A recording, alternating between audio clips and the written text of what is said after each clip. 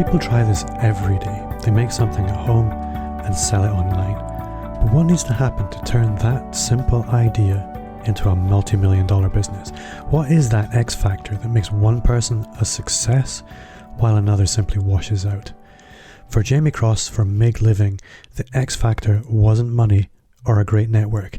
In this episode, we explore how and why she built her business from the kitchen table through farmers markets and into one of the fastest growing companies in America.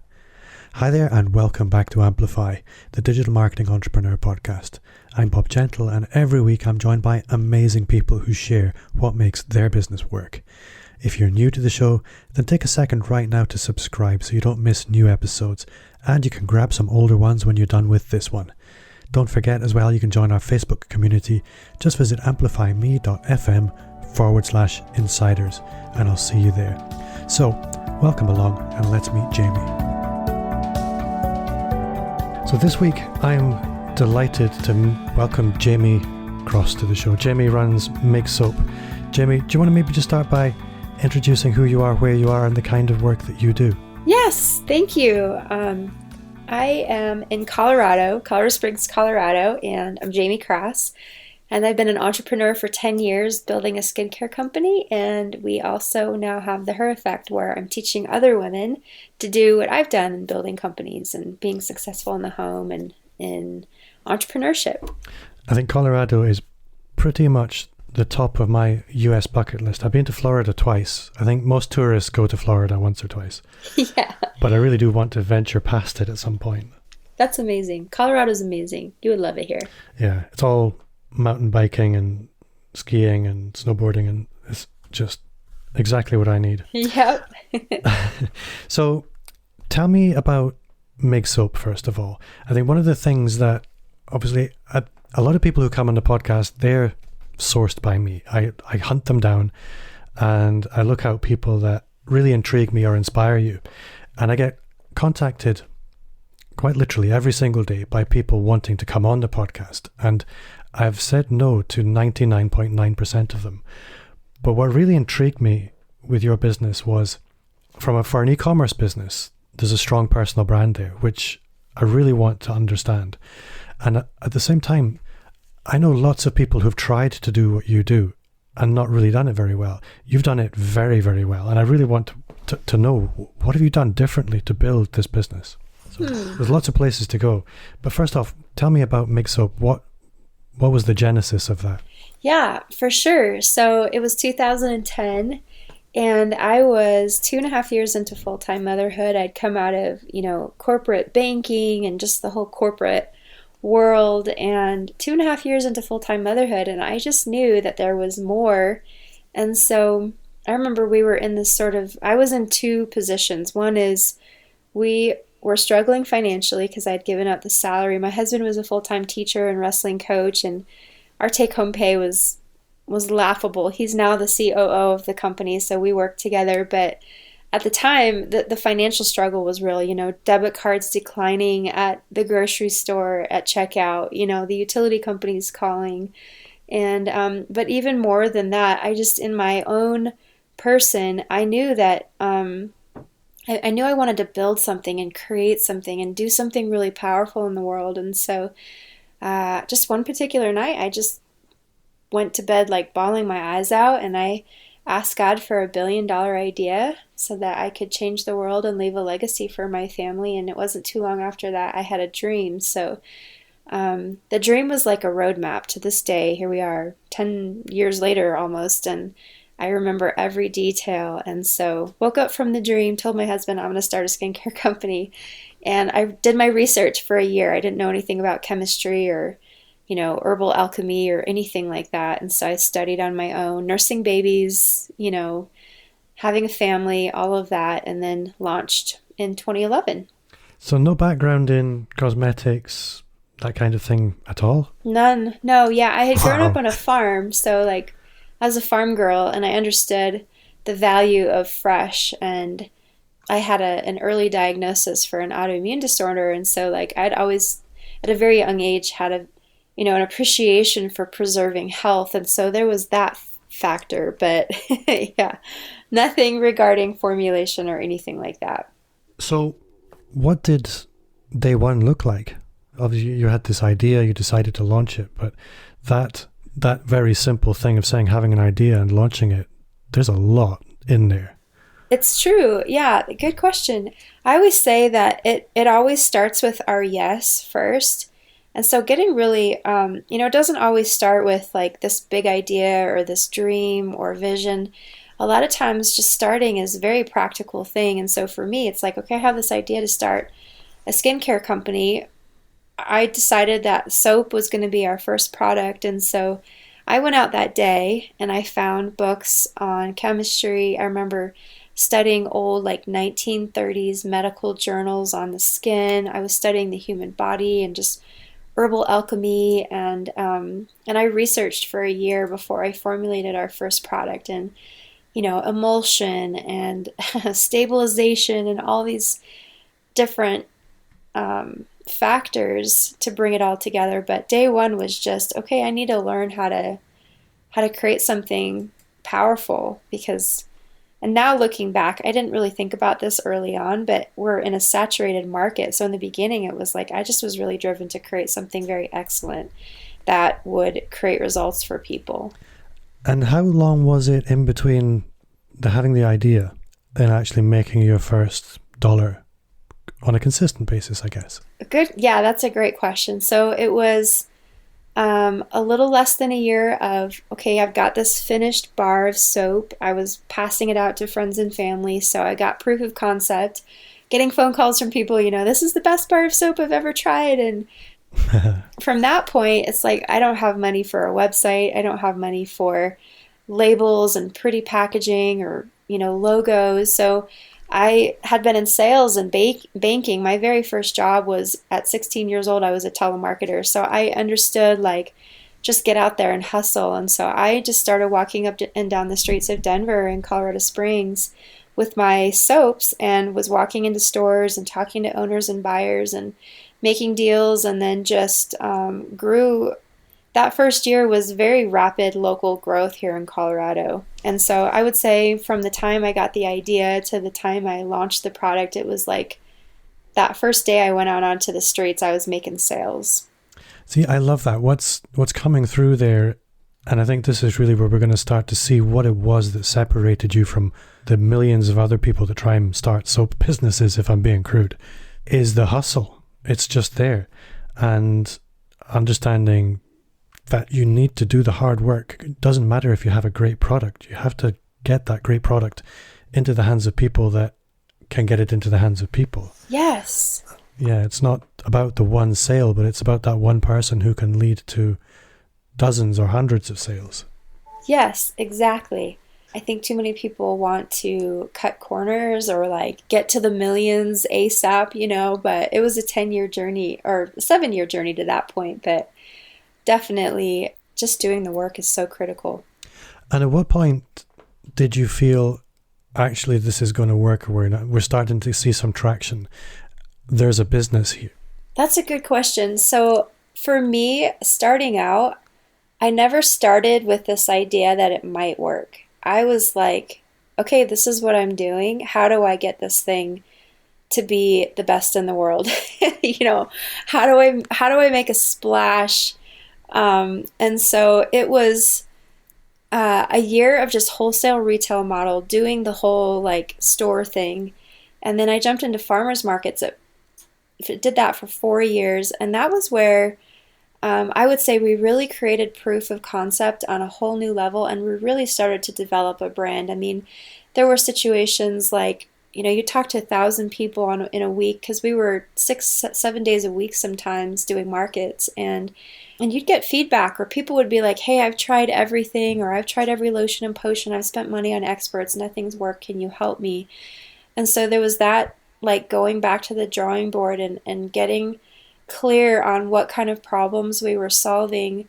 And then it was just, people coming to, I remember there would be like 3 or 4 other soap companies or skincare companies at these markets that would send spies to my table, and they would start like copying me. And so I had to get really clear on who are we and what do we stand for. And that was a process for sure. But it was at the farmers markets, I would say, that I was like creating something very tangible that we could build from.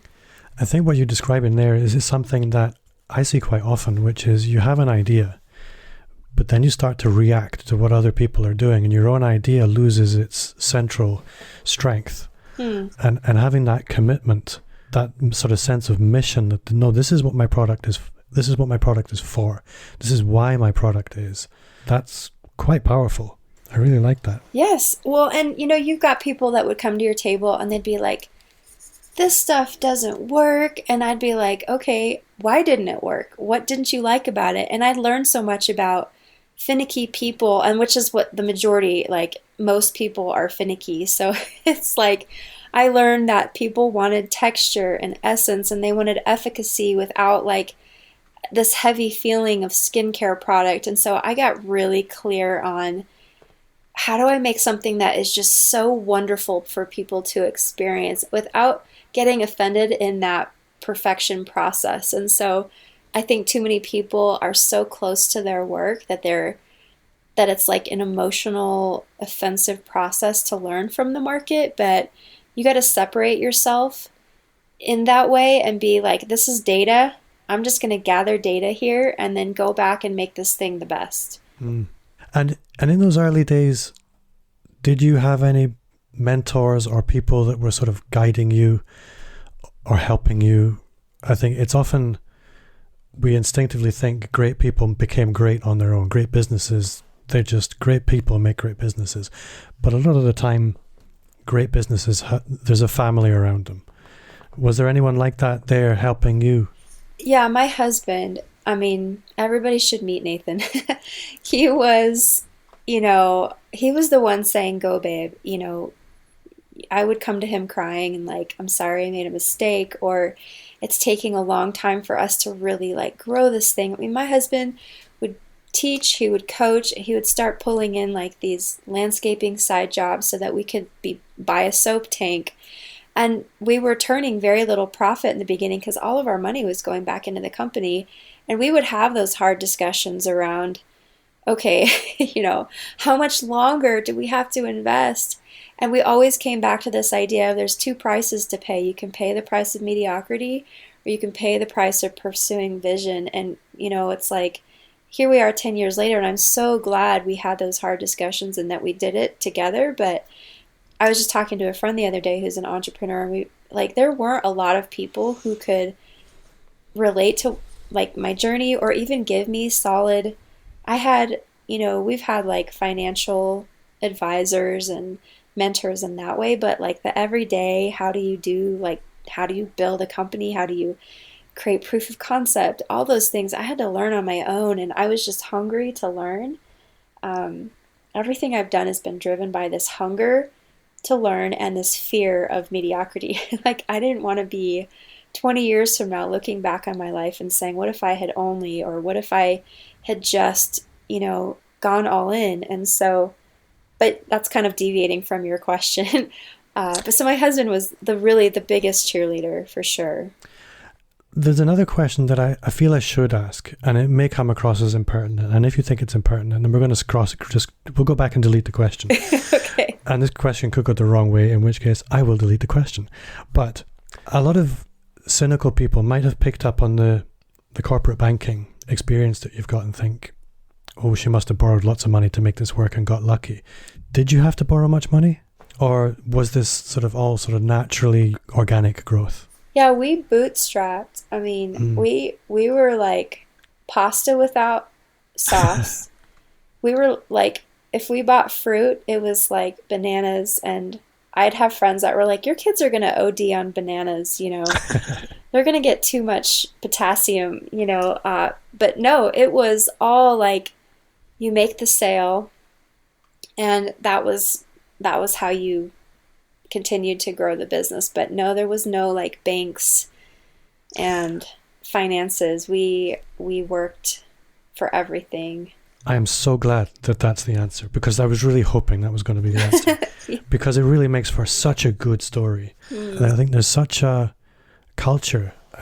It's definitely in the US, in the UK. I'm sure it's in the US as well, that great businesses don't exist without venture capital funding, and bootstrapping is just too slow, and you just have to get lucky, and nobody wants to work that hard and buy to sell or build to flip or whatever you would call it. Whereas what you're doing is a nice organic growth over time, just by building a great product, sticking to your guns, knowing who you're for and what you're for. No, I love that.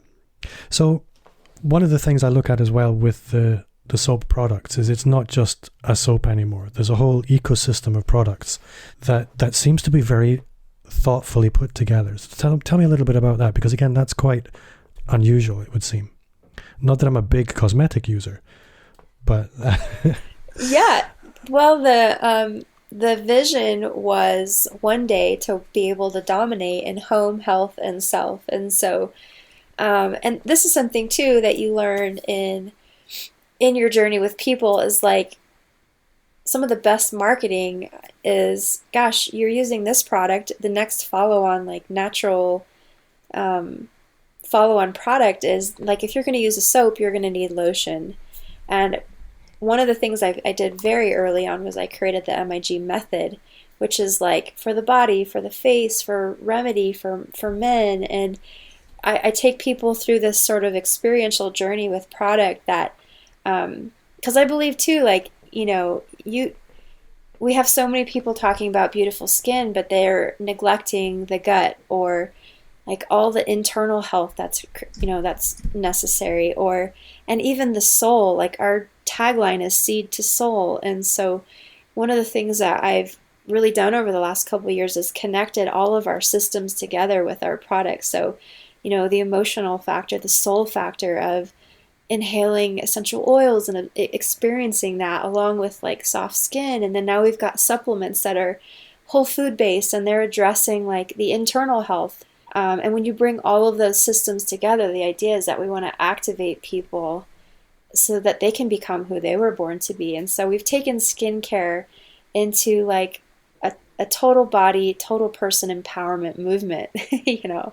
Yeah, I really like that. I didn't realize you did men's stuff as well. I have to go and have a look. Yeah. Yes. The man method. Oh, right. That sounds really cool. One of the things that stands out within your marketing strategy, if you like, is the ambassador program. And I didn't really dig too deep into that because obviously it's not very obvious to reverse engineer that. So at what point in the growth of the company did you introduce that? And what part does that play in your overall marketing strategy? I love telling that story because it's so like, this is what we're doing and where we're going now. But it was last year, and of course last year we were at about the 9-year mark in our business, and we had already at that point done like 3+ million in our year and a half of being online. And I just thought, I was starting to feel restless, and knowing that there was more impact I wanted to make. And I had started the Her Effect, which is a business that I had sort of had this vision for back in 2015 to help women do what I had done. But I didn't know how I was going to tie this idea of activating and empowering women to build successful businesses with this soap company. And so last year, after I'd been told for years and years, Jamie, you should start a social selling business model. And I was like, heck no, no way, I will never do that. And last year, I really, in this sort of restless season of what's next and where are we going to go from here, I felt really prompted to start studying that business model. And so I discovered that it's the most powerful business model on the planet because everyone can win. And in order to like win, you have to help other people win. And it's a business model that's been driven by ego and greed. And I thought, if I'm going to do this, I'm going to go into it knowing that my responsibility is to restore an industry and help build people. And so it took us about a year of just putting the building blocks together. We found some amazing talent who put together a logistics team for us, and just all the different pieces. You know, we make our own product, we ship our own boxes, we do our own tech. It was a lot, like getting all the feedback from amazing field experts who are now our ambassadors, who were like, this is what we want in a good comp plan. And so it was about a year. And then in April of this year, we launched As a matter of fact, a lot of our data team has been around for 15, 20 years in the industry.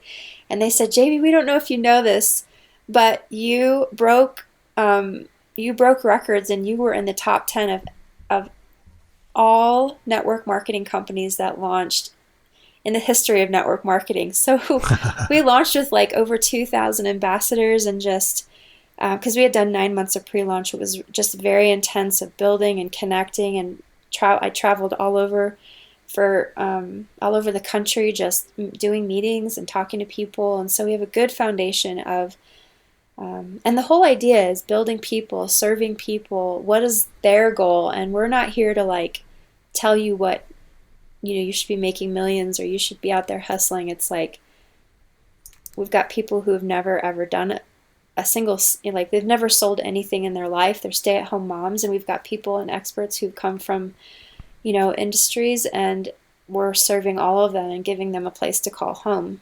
I think something I really like about what I feel around your ambassador program is it doesn't feel like a top-down network marketing model. It really feels like a grassroots movement that's grown up around the business. That's certainly how it looks from the outside. Oh, I could virtual hug you. Yes. So what are your ambitions for that? Are you, at the moment, it's really just a US thing, isn't it? Right now, it's US. We will go global. I mean, like the vision in the beginning was we got to change the world. And I think wealth is one of the number one ways to create impact. And the conversations that Nathan and I are having, the conversations we're having with our team, like what kind of things can we do? So being number one is like one of my goals.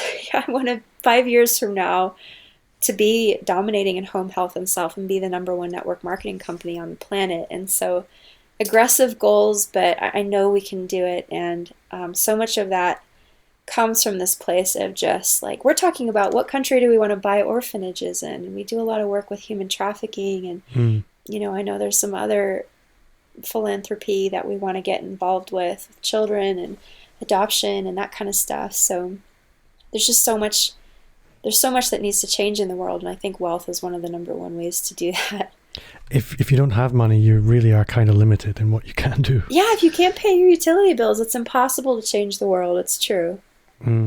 So I would like to ask you a bit more about the marketing of the business, because obviously this is the Digital Marketing Entrepreneur Show. We've got to cover the entrepreneur bit, but I want to look at your marketing, and what stands out for me is the personal brand element of the marketing. I mean, obviously as an e-commerce business, you will no doubt you'll be doing some advertising of some kind.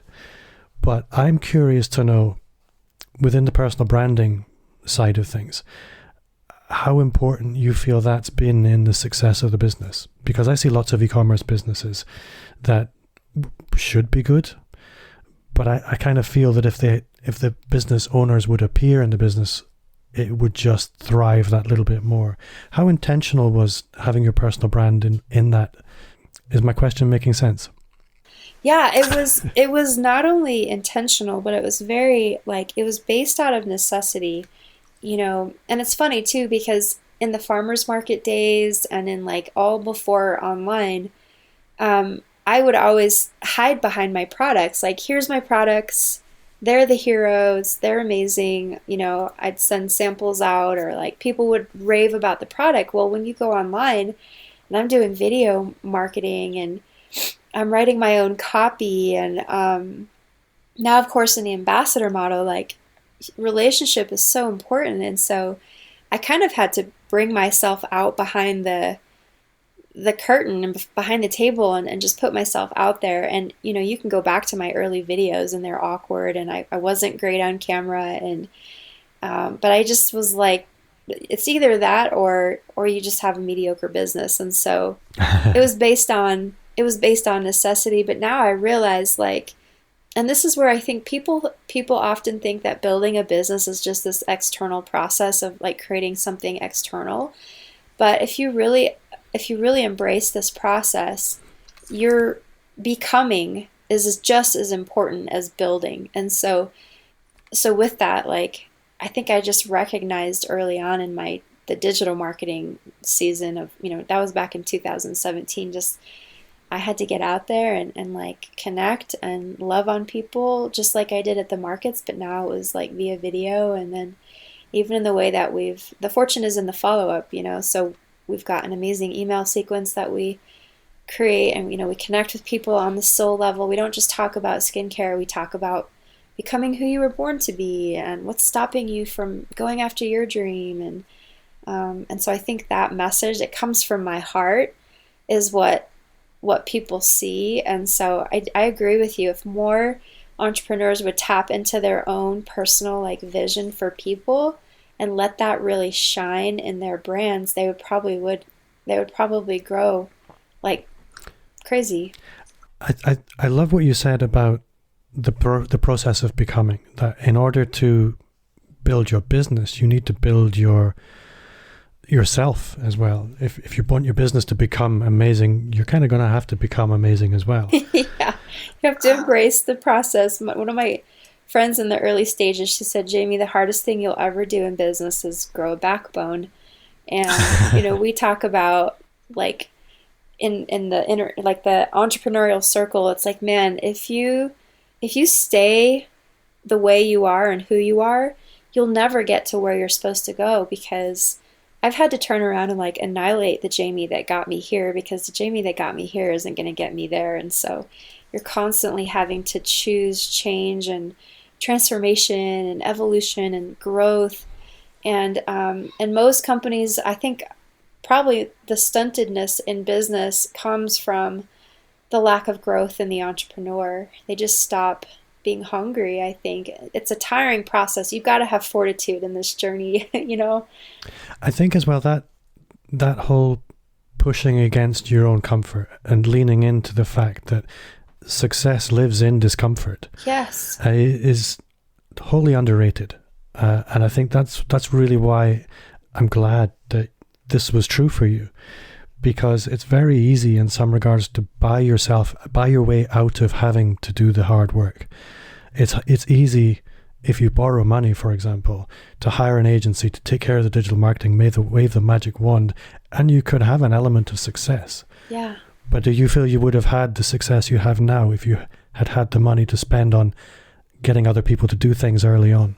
No, and that's great that you mentioned that. That was like a battle too, because there were so many times where I was like, I just should hire somebody to build my funnel for me, or somebody else to come along and try to like do my copywriting. And then when it came down to it, it was like, well, not only is that expensive, but it's so much better when you get to understand that especially in the beginning, like I don't do all those things now. I've delegated, but in the very beginning, to have an intimate knowledge of every aspect of your business. Like when I'm working with my copywriters, I'll give them like really key insights, and here's how I write copy, and this is what works, and because I've done it. Or when we're shipping boxes, I'm like, hey guys, if you do it like this, the box will come together faster. Like I've done every part of the business, and most people that start with capital, sadly, they end up just blowing that money, and they're in debt. And it's so much better to develop things over time and learn as you go, because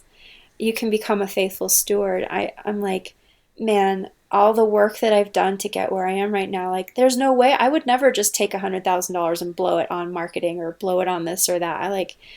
I'd be very strategic because I understand every aspect of my business. Like nothing's been shortcutted.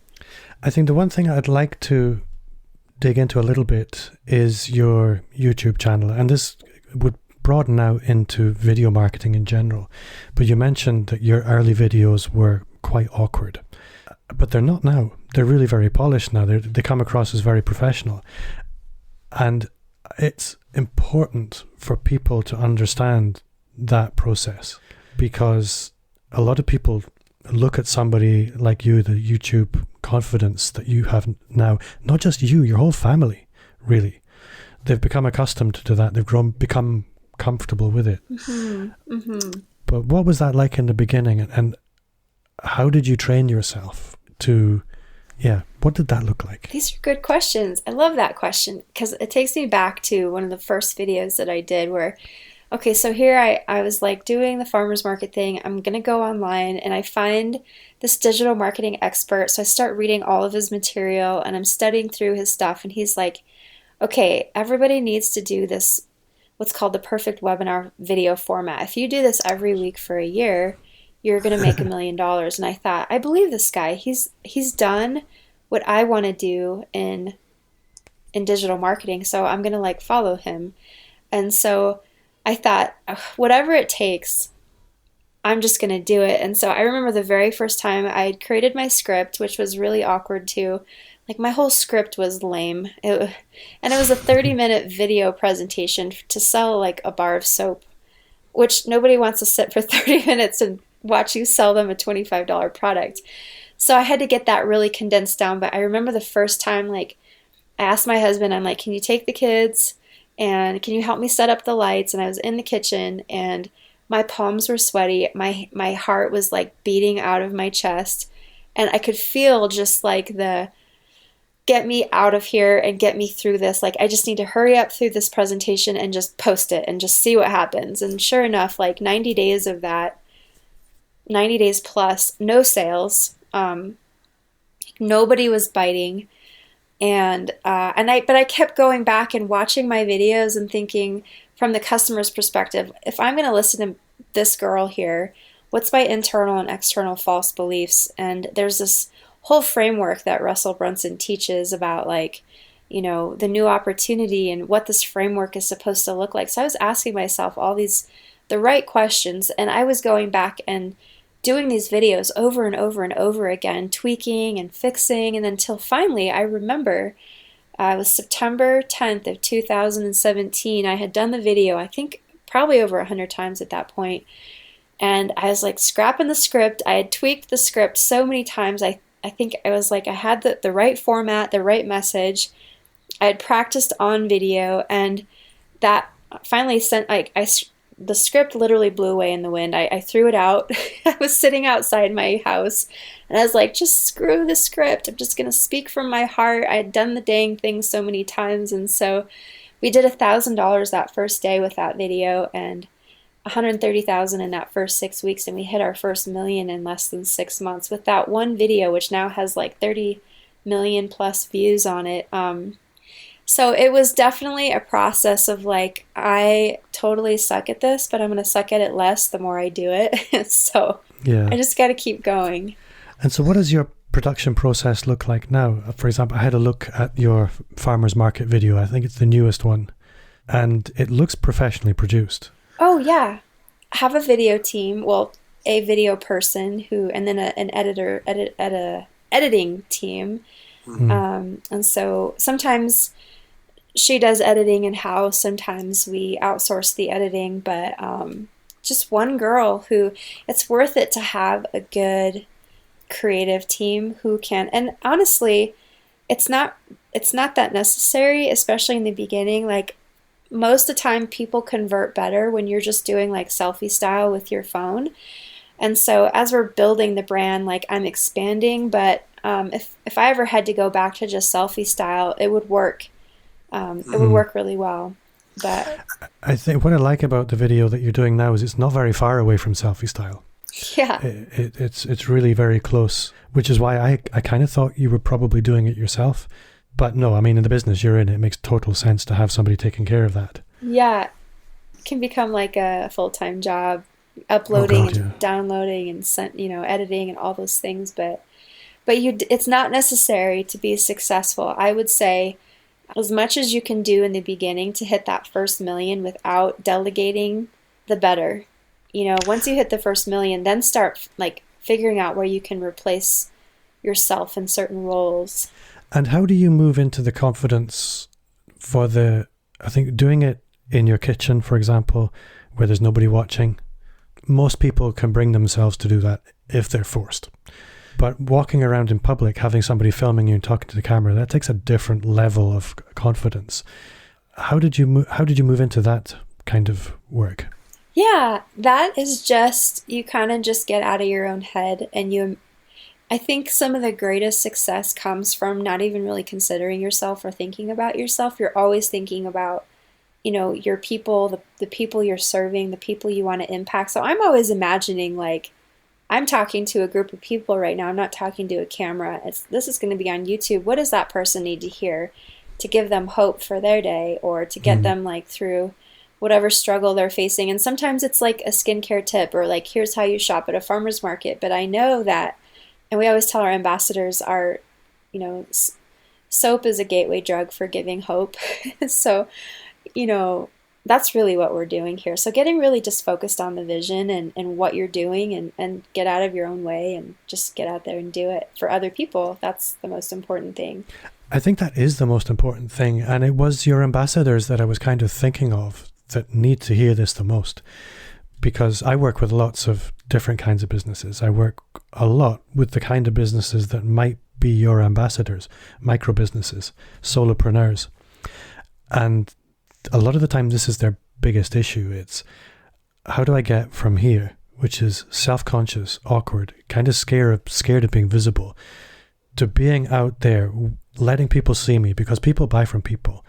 And if you're on a mission, you want people to know that. You want people to go on that journey with you. But it's just crossing that bridge is so hard for so many people. And that's kind of why I wanted to look at, okay, how did you get from where everybody else was to where you are now with the confident video marketing that we all see? And that for me has been very useful. That's awesome. Yeah, you just got to keep doing it, whether you're good at it or not, because you'll get good if you practice. And how does your family feel about it? Because I think for a lot of people, that's actually a big worry as well, is what will my family think of me doing this? Oh, like extended family? Well, I guess your close family first, your sort of immediate family, but yeah, your wider family. Yeah, sometimes like the boys will be like, not another video, Mom, or Nathan will be like, because they'll be like, oh babe, go get your camera, like, if we're going to do some selfie style stuff, or hey, we're going to have our video girl come and like do a shoot. And sometimes it's like, okay, we'll do another video. But one of the first things I did when our business started to grow was I hired my mom to help in the house. And so like I always said I would take care of her. I've hired my brother. My husband's hired his sister. So we've actually got a lot of family who have watched us in this journey, and they're like now part of it. But I guess I never really think about them, because I'm just like, they're not writing my paycheck. Like I'm more concerned about how we're serving the people watching our stuff, Yeah, I think what you've summed up there is it's the mission that fuels everything. Exactly. And if you get the mission right, if you get the why right, everything else actually becomes doable. There's a reason, there's a motive, there's a reason to move. Yes. And it can't just be about money. Yeah. No, you're quite right.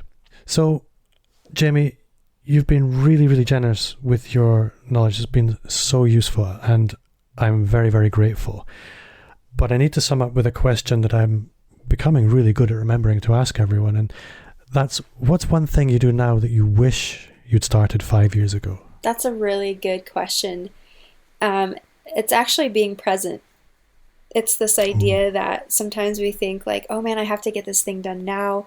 If I don't get it done, like all these things are going to happen. And so like not living in the future so much. As visionaries and entrepreneurs, we tend to live in the future. But if I could go back 5 years to Jaime, I'd be like, hey girl, it's going to get done. Everything's going to be okay. Like enjoy this precious moment with your 3-year-old or with your family, and like be here with them. Don't be in some other world mentally building your business. Be present. That's a great answer. Jaime, if people want to get in touch with you, if they want to find out more about your business, your products, or the ambassador program, how would you like them to do that? Yeah, they can go to migliving.com and email us, and we'll get you all connected. We do have the YouTube channel and all that good stuff, and the podcast, but migliving.com is the best place to start. Thank you very much for your time. Thanks, Bob. So great. MIG Living and Jaime are a fantastic role model for how an owner-operated e-commerce business should be run. The X Factor is Jaime's commitment to personal growth and doing the hard things which make her stand out. These are the things which allow people to connect emotionally with her and her company and create relationships at scale. Relationships are her X Factor. Before I go, just a quick reminder to subscribe, and if you haven't already, join our Facebook group. You'll find a link in the show notes or visit amplifyme.fm/insiders. I would love for you to connect with me on social media. Follow me wherever you hang out. You'll find me at Bob Gentle. And if you do, let me know and I'll follow you back. If you enjoyed the show, then I would love for you to review it on iTunes. It's the very best way to help me reach more subscribers, and it means a lot to me.